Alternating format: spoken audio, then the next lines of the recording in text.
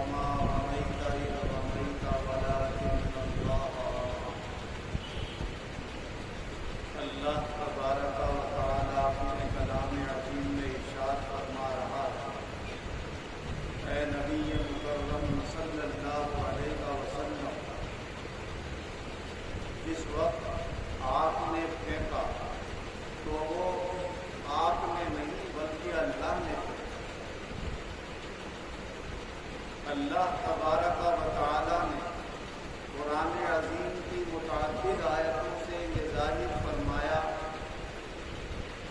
کہ رسول اکرم صلی اللہ علیہ وسلم کا زبان سے کچھ فرمانا، اپنے ہاتھ سے کچھ کرنا، اپنے دل سے کوئی ارادہ کر لینا، یہ سب ایسا ہے جیسے اللہ نے اپنی زبان سے کہہ دیا، اللہ نے اپنے ہاتھ سے کچھ کر دیا، اللہ نے کوئی ارادہ فرما دیا۔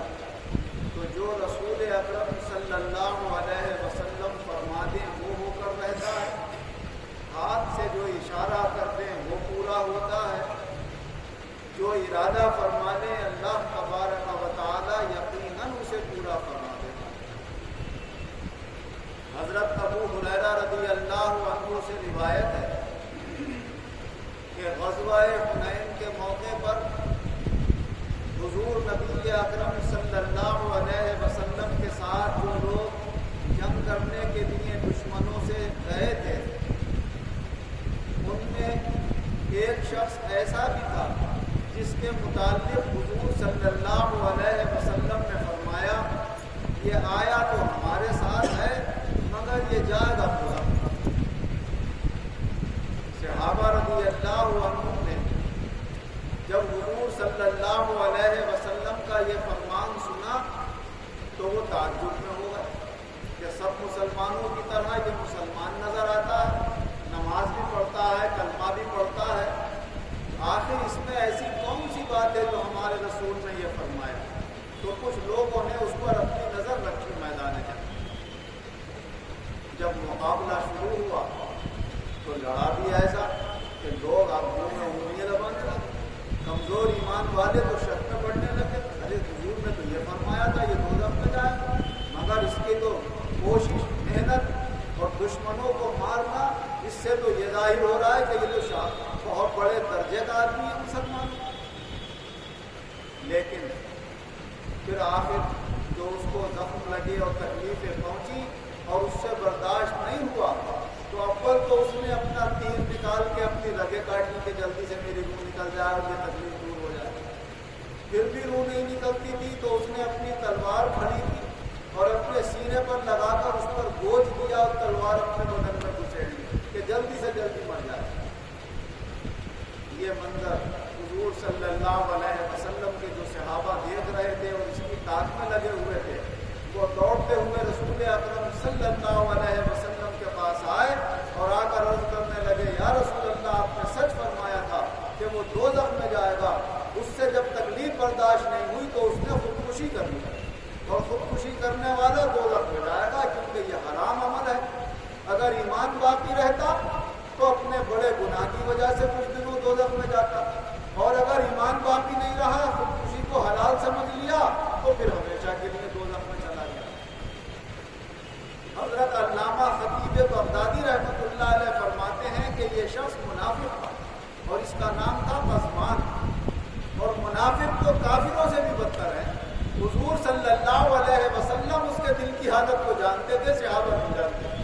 صحابہ تو ظاہر کو دیکھ رہے تھے کہ یہ کلمہ بھی پڑھ رہا ہے، جہاد میں بھی آ رہا ہے، نماز بھی پڑھ رہا ہے، لیکن رسول اکرم صلی اللہ علیہ وسلم نے اس کی قلبی حالت کا نظارہ کر کے فرمایا یہ دوزخ میں جائے گا۔ جب اللہ کے رسول کی زبان سے نکل گیا تو اللہ کے یہاں بھی لکھ گیا کہ یہ دوستی ہے، اور پھر وہی اس کا نتیجہ۔ حضور نبی اکرم صلی اللہ علیہ وسلم کے پاس جب صحابہ نے آ کر اس بات کی گواہی دی تو آپ نے فرمایا ہے بلال کھڑے ہو جاؤ اور اعلان کر دو کہ اللہ تعالیٰ اپنے اس دین کی مدد جس سے چاہے گا لے لے گا، لیکن جنت میں ایمان والا ہی جائے گا۔ فرمایا اللہ تو اس مدد کی حمایت فاسق و فاجر سے بھی کرا دے، وہ تو قادر مطلق ہے جس سے جو چاہے مدد کرا دے۔ تو پھر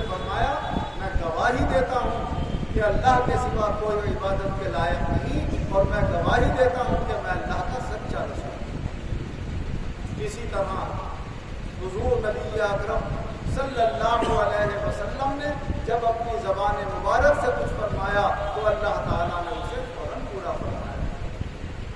جو منافق تھے، دشمنان اسلام تھے، یہودی تھے، عیسائی تھے، آتش پرست تھے اور حضور صلی اللہ علیہ وسلم کا سامنے سے مقابلہ نہیں کر سکتے تھے تو وہ چھپ چھپ کے بھی وار کیا کرتے تھے۔ کبھی زہر دینے کی کوشش کرتے، کبھی جادو کرنے کی کوشش کرتے۔ ایک مرتبہ حضور صلی اللہ علیہ وسلم پر جادو کر دیا۔ حضرت عائشہ صدیقہ رضی اللہ عنہا روایت فرماتی ہیں کہ جادو کا اثر حضور پر یہ ہوا کہ پھول کا مادہ پیدا ہو گیا۔ سمجھتے تھے میں نے یہ کام کر لیا اور نہیں کیا ہوگا، کبھی کر لیتے تھے اور بھول جاتے تھے، سمجھتے تھے میں نے نہیں کیا۔ ایک دن حضرت عائشہ رضی اللہ عنہا سے فرمانے لگے آپ، اے عائشہ میں نے اللہ سے بار بار دعا کی کہ اس کی وجہ کیا ہے، سمجھ میں نہیں آتا تھا کہ یہ کیا چیز ہے۔ جادو ایسا چھپ کر ہوتا ہے کہ دور بیٹھے آدمی جادو کر سکتا ہے اور جس پر جادو ہوتا ہے اسے پتہ بھی نہیں چلتا کہ یہ جادو کا ہے۔ کبھی وہ بیماری سمجھتا ہے، کبھی کو سمجھتا ہے کوئی نظر لگ گئی کسی کی، کبھی کچھ ہو گیا، لیکن کیفیت عجیب ہو جاتی ہے۔ ڈاکٹر چیک کرتے ہیں تو کوئی مرض سمجھ میں نہیں آتا، تو کبھی جادو کا بھی اثر ہو سکتا ہے۔ بہرحال حضور صلی اللہ علیہ وسلم نے فرمایا کہ اللہ نے مجھے بتا دیا کہ میرے اوپر جادو کیا گیا اور ایسے بتایا کہ دو فرشتے اللہ نے بھیجے۔ میں لیٹا ہوا تھا، ایک سرانے بیٹھا کے اور ایک پائیں پہ بیٹھا اور ایک دوسرے سے باتیں کرنے لگے۔ ارے بھائی ان کو کیا ہو گیا؟ تو دوسرے نے کہا ان پر جادو کیا گیا۔ اس نے پوچھا کس نے کیا ہے؟ کہا یزید بن عاصم، لبید بن عاصم جو یہودی ہے اس نے جادو کیا ہے۔ کس چیز میں جادو کیا ہے؟ کہا ایک کنگھی ہے اور کنگھی کرتے وقت جو بال اترتے ہیں سر سے یا داڑھی سے وہ بال ہیں، اور کھجور کا جو گچھا جو نیا نیا پھول نکلتا ہوتا ہے شگوفہ، اس کو چیر کر اس میں رکھی گئی ہے یہ چیز۔ کہاں پر ہے؟ کہا زرمان کا جو کنواں ہے اس میں دفن کی گئی ہے۔ حضور نبی اکرم صلی اللہ علیہ وسلم جب اس حالت سے اٹھے، اپنے کچھ صحابہ کو ساتھ میں لیا اور اس کنویں کے پاس پہنچے، جھانک کر دیکھا تو وہاں ایسا لگ رہا جیسے شیطان کے سنگ رکھے ہوئے۔ حضور صلی اللہ علیہ وسلم نے وہ چیزیں نکلوائیں۔ آپ چاہتے تھے کہ انہیں کسی دریا میں ڈلوا دیں، پھر اس خیال سے کہ کسی اور کو تکلیف نہ پہنچے دوبارہ اسی کنویں کے اندر اسے دفن کرا دی۔ اور حضور صلی اللہ علیہ وسلم نے قل اعوذ برب الفلق اور قل اعوذ برب الناس یہ دونوں قرآن کی آخری صورتیں پڑھ پڑھ کر اپنے اوپر پھونکی۔ حضرت عائشہ رضی اللہ عنہا سے بھی پڑھ کر پھونکوایا۔ اللہ تعالیٰ نے چند دنوں میں وہ اثر ظاہر فرما دیا۔ تو اس طرح سے بھی دشمنوں نے آپ کو نقصان پہنچانے کی کوشش کی، مگر اللہ تبارک و تعالیٰ جس کی حفاظت فرمائے اس کا کوئی نقصان نہیں کر سکتا۔ اللہ جل شانہ و نوازہ ہمارے ایمانوں میں قوت پیدا فرمائے، اعمال اور اخلاق کو ہمارے درست فرمائے اور دونوں جہان میں ایمان و عزت کے ساتھ اللہ شاندار کامیابی عطا فرمائے۔ الحمدللہ رب العالمین والصلاۃ للمتقین والصلاۃ والسلام علی خیر خلقہ محمد وآلہ وصحبہ اجمعین۔ اے اللہ ہمارے گناہوں کو معاف فرما، آئندہ گناہوں سے بچنے کی توفیق عطا فرما، سب بیماروں کو شفا عطا فرما، روزگاروں کو قبروں سے نجات عطا فرما، بے روزگاروں کو اچھے روزگار عطا فرما، جو برسر روزگار ہیں ان کے روزگاروں میں